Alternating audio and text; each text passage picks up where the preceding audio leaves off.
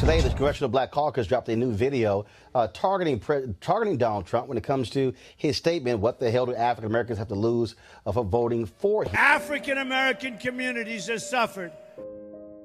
What the hell do you have to lose by trying something new like Trump? Donald Trump and leaders of the Congressional Black Caucus met at the White House. We brought him this book, 130-page policy document. We wanted to answer for him the question of what do we have to lose? The Southern Poverty Law Center, a nonprofit that tracks extremist groups and hate crimes, has reported a rise in bias-related attacks. They were people protesting very quietly. I think there's blame on both sides. Wouldn't you love to see one of these NFL owners, when somebody disrespects our flag, to say, get that son of a off the field? Words of advice to law enforcement. Please don't be too nice. Trump's rhetoric, the nature of the campaign, even the slogan, Make America Great Again, has given license to hate. Attorney General Jeff Sessions is ordering prosecutors to go after the toughest possible sentences, including those with mandatory minimums. The new Trump administration plan would raise the rent for people living in public housing. The Trump administration today reversed an Obama-era policy that encouraged colleges to consider race as a factor in admissions. His presidency is a step backwards for race relations in America.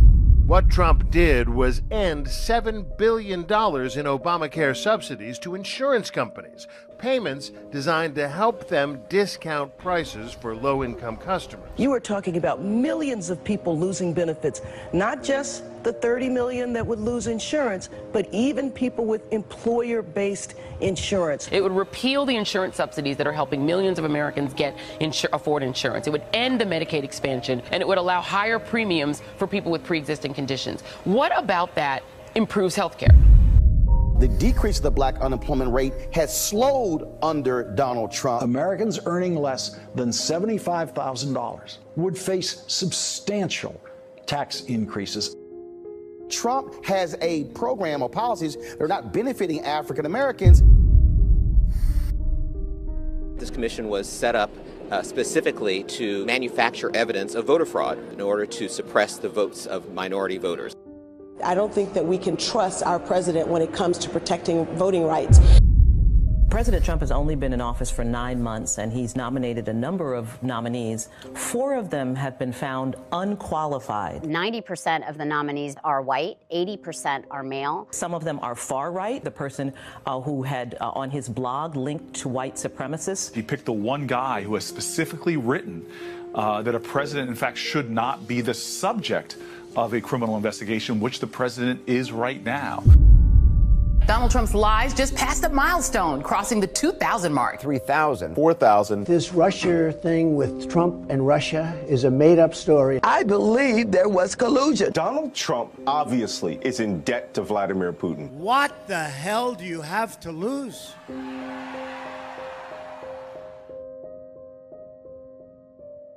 All right, folks, back to that Roland Martin Unfiltered video in just one moment. Now, a word from one of our Roland Martin Unfiltered partners. You've heard me say it before, and I will say it again. Write down this website, marijuanastock.org. That's marijuanastock.org. I'm going to tell you why it matters. Legal marijuana has grown to become a $9 billion industry in roughly 6 years. Forbes magazine predicts the market will continue to grow to nearly $50 billion in the next 10 years. So whether you like it or not, legal marijuana is a growing industry, and it is only going to get bigger. Now, if you're an investor, you get it. You look for business models that are easy to understand in industries that are trending up. Our friends at Transatlantic Real Estate made their business very simple. They buy land that supports legal marijuana operations and lease it to high-paying tenants. So you are investing in the landlord of a licensed marijuana farm. Stop working so hard for your money. Let your money start working for you by investing in the legal cannabis industry. You can invest as little as $300 up to $10,000. But you can't wait. This crowdfunding opportunity is only available for a few more days. They say that you either make things happen, watch things happen, or sit around wondering what happened. Don't be the person watching and wondering. Don't let another investment boom get away from you. It's time to make something happen for you, your finances, and your family. And don't forget my pro tip. To be included, you must complete and confirm your application. And be sure to complete the process. Go to marijuanastock.org. That's marijuanastock.org. Get in the game, folks. Do it now before time runs out. Now back to your Roland Martin Unfiltered video. Dee, we have to answer the question, what has Donald Trump done for black folks? Let's see. As a graduate of an historically black college and university, Fisk University, he did something that President Obama could have done but didn't do. That is? By forgiving $322 billion loan? $320 million loan. Okay. For the schools that were affected by Katrina. Okay.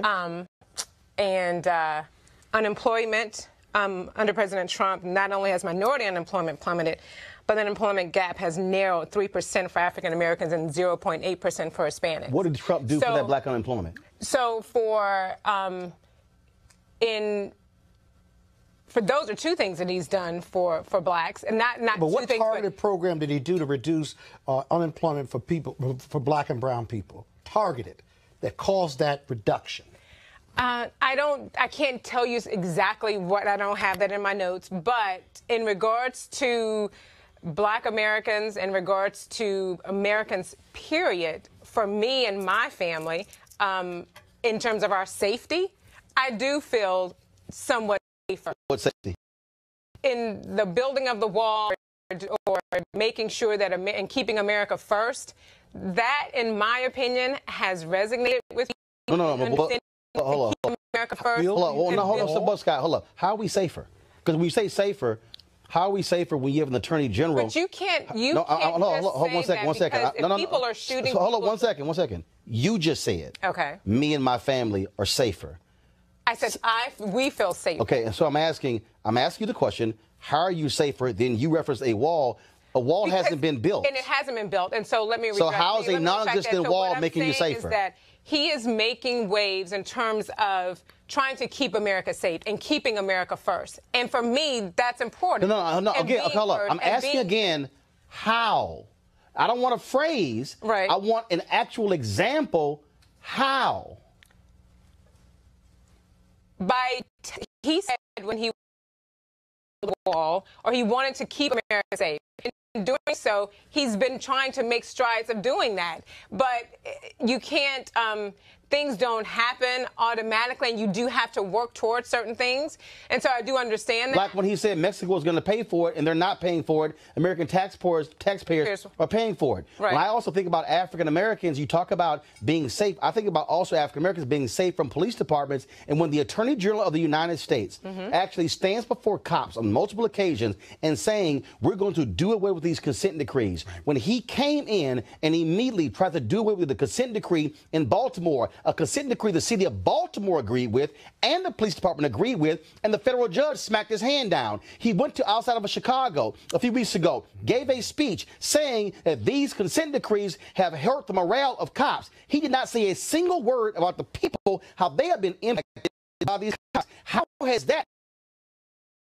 You keep talking about jobs. You keep saying jobs. I need somebody who is a Republican to explain to me how can somebody talk about jobs who in his budget wants to eliminate the National Minority Supplier Development Council. It's in his budget.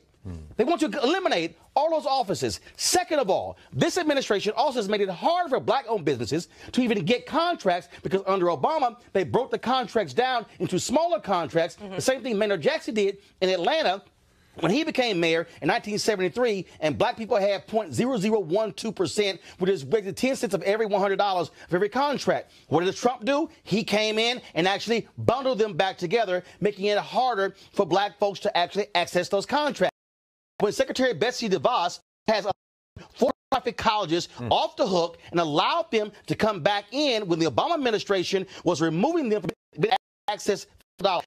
That's to get rid of the Affordable Care Act, which significantly increased the number of black people who actually had for the first time health insurance. Not only that, what has this man done for criminal justice reform, which I'm still waiting to see? And then he said, hey, we'll take it up after the election. What has this man done when it came to the issue of voter suppression? And we've seen in North Carolina, in Florida, in Mississippi, in Alabama, when the Obama administration, on their side, they sided with the plaintiffs when there was a voter ID case in Texas. 5 different judges said it was racially discriminatory as the Trump administration on the Jeff Sessions came in and sided with Texas. Please explain to me, with all of that, I've given you at least 8 examples of help black folks. I think he's probably closer to black unity than we've been in about 40 years. Donald Trump is a hateful... And another thing. Yeah, I mean, Donald Trump is a hateful, lying, mentally ill, xenophobic con artist. And he, if nothing else, everything you listed, Roland, of course, is factual evidence. Let's just look at the intangibles. When you stand in a crowd in Mississippi and mock a white woman, when you talk about... I don't agree with that. No, it's not a matter of agreeing. I don't know. Where did you go? I don't know. Right. No, he lied. He said the only thing she remembered was having one beard. That's not only a bald-faced lie. I'm not going to say he's a liar in that regard because the man is mentally ill. At that point, he's playing to his base. His base is white supremacists. He has staffed his cabinet and his staff with white supremacists. Stephen Miller should have no business in the city of Washington, D.C. or around any decent human being. His xenophobic policies, they are trying to make America again, as it were ever. But when he was laughed at the nation last week, that was in part because he has started this trade skirmish, to use Warren Buffett's, he says, it's not a war yet. On China. You know what China did? China began to identify his little redneck racist friends in the United States Congress, like Paul Ryan from Janesville, Wisconsin, and Senator Mitch McConnell, and they said, let's target bourbon. Let's target cranberries. The Chinese are going to eviscerate the American economy if they get a chance. And if you look at the map, there was one in the New York Times today, the communities that are going to be hurt the most are the ones that voted for Donald Trump. Scott, this is the same administration. It's the same administration. It's the exact same administration that targeted Black Lives Matter activists and actually did away with the budget to monitor white supremacists in this country, individuals who have been targeting people of color. When you've had white folks in the Midwest and white have Donald Trump has a hate and exactly how any of that benefits black people. Well, it certainly doesn't. But if you look at the rhetoric of the Klansmen, of the Nazis, of white supremacists, come on, Scott, and you look at the rhetoric of Donald Trump, as well as many in his administration, that rhetoric, they mirror one another. It's right out of the handbook of the Ku Klux Klan. That's right. But more importantly, the deeper and darker damage done to this country by Donald Trump lies in him giving license to those who don't look like me. That's right. Being comfortable, bringing it mainstream, their hate speech in regard to people of color, their not even dog whistles that we hear, their direct rhetoric of scaring their constituency. It's all based on fear that people of color are taking their jobs, even though he claims that he's been a great job creator for people of color, black and brown, but he's brought it mainstream, people of color, just based on his rhetoric. Again, we see again, there wouldn't be those attacks without his rhetoric. Here's the deal, Dee. I operate in facts. Okay. I operate in facts. And if you can list a number of different things, that's fine. But when every time this administration, all they say is, oh, look at other black people. Just look at the unemployment rate, as if that's the only thing that black people actually pay attention to. There are other issues that we care about that impact us in a much greater way. And again, I'm still trying to see it. I'm trying to see it when this administration has had to fire or force folks to resign repeatedly who have had racist commentary on radio, on blogs, and in print, who have worked for this administration in commerce, in housing, in the White House. They had to force out a speechwriter who was in the West Wing, who was attending a conference, sitting right next to a white supremacist, and they said was right. You got Miller, who Spencer, white supremacist, who I interviewed, who right said here. that was my mentor when I was at Duke University. I'm just still trying to understand. Please show me the body of evidence. I will gladly cite it, repeat it, and investigate it. But if I can show you in housing, in health care, in education, in fiscal policy, when it comes to even our businesses, and let's all remind you, National Minority Supply Development Council was created by Richard Nixon, a Republican. Republicans are allowing this man to eviscerate an office that actually is the only federal office designed to help minority businesses start businesses. What has he done for black people that I can actually look at and say it's factually correct? I'm a small business owner myself. Small business optimization is higher. Hold up. No. Define that. What do you mean it's higher? It means that in small businesses, and create and build my business through the National Minority Supplier Development. He wants to get rid of it. And his daughter just met with the new president, Adrian, a couple of weeks ago. No. Hold on 1 second. Hold on, 1 second. There are 2.6 million black-owned businesses in America. Right. 2.5 million have one employee. 7 years ago, we had 1.9 million black-owned businesses, 1.8 million and one employee. 7 years ago, we had 1.9 million black-owned businesses that had an average annual revenue of $110,000. Now that we have 700,000 more black-owned businesses, they have an annual revenue of $54,000, cut in half. So please tell me what the hell has been optimized. What I'm saying is that from where I'm seating, and what I've seen, I feel as though for Bass Public Affairs and for other businesses, things have gotten better. We've been able to actually communicate. And we've been able to. We've been able to actually grow our business. Okay, here's the deal. But in regards to what you were saying earlier, that just because does your firm serve conservative interest? Hold on. Does your firm serve conservative interest? Yes. Okay. Of course your doors are open because you got a Republican who's the president. But not just conservative interests. We might be more. Wait a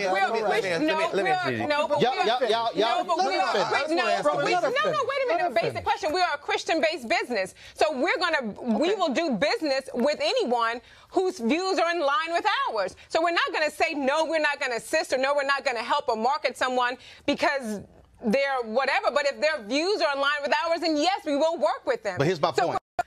I don't see the evidence in a variety of areas. With Donald Trump, I mean, let's take our pick. Hold on, no. Let's take our pick. Okay. Hold up. Let me go by department. Yeah. Where's the evidence in housing? Well, he's raising rents. No. Where's the evidence in commerce? Where's the evidence in DOD? Where's the evidence in Interior? Where's the evidence in the SBA? Are you asking all of us? Where's the evidence? Anybody. Where's the evidence in the VA? We know one thing. He has deregulated. Where's the evidence? Where's the evidence in state? It's in the opposite direction. All I'm saying, just please offer me. Offer me even a hint of evidence. I just got one question. Okay. Do you feel, as a conservative, an obligation to defend the Trump administration? No, and that's simple. Then you don't have to defend it. But I would say that. What I'm saying because is they hijacked, I think, what people might consider conservatives. Neither myself nor my sister nor anybody at Bass Public Affairs, we will never say that everything that the president says or does is correct. Now that's important. That's important because the Republican Party has been hijacked by Donald Trump. So in other words, when I see an orange hat, and that is a problem with the fact that conservatives will co-sign everything the president does. And you can't do that. And I would never do that. This is what's missing from this dialogue. Scott, go ahead. Final comment before I got to bring in my next guest. So I will say yes, I agree, or no, I don't agree. And like when you said earlier in regards to him talking the president, horrible things that he's done and said are absolutely wrong. What's wrong when this man is called shitty countries that people look like us? You're absolutely right. But what is missing, and what would help Donald Trump, hold on, what's missing, which all of those departments, there could have been a positive answer to that, but he has no urban agenda. And remember, what he said before, he said, what do you have to lose? He talked about the unemployment rate, the violence rate, and yet he hasn't invested in the killing fields of Chicago. Exactly. And that was always his best example. Because he uses Chicago at every point, but he hasn't even done that. So when does the agenda, when do we get his urban agenda? It don't exist. There's only one daily digital show out here that keeps it black and keep it real as Roland Martin Unfiltered. Because guess what? We come back live January 3rd. The blackest show on all of digital, cable, and broadcast. See that name right there? Roland Martin Unfiltered. Hello. Y'all want some of this? YouTube.com/Roland S. Martin. And don't forget to turn on your notifications. There's only one show out here, folks, in the digital world that's focused on you. Because here's the piece. I ain't afraid of Fox News. Come back live January 3rd. You want to support Roland Martin Unfiltered? Be sure to join our Bring the Funk fan club. Every dollar that you give to us supports our daily digital show. There's only one daily digital show out here that keeps it black and keep it real as Roland Martin Unfiltered. Support the Roland Martin Unfiltered daily digital show by going to RolandMartinUnfiltered.com. Our goal is to get 20,000 of our fans contributing $50 each for the whole year. You can make this possible. RolandMartinUnfiltered.com.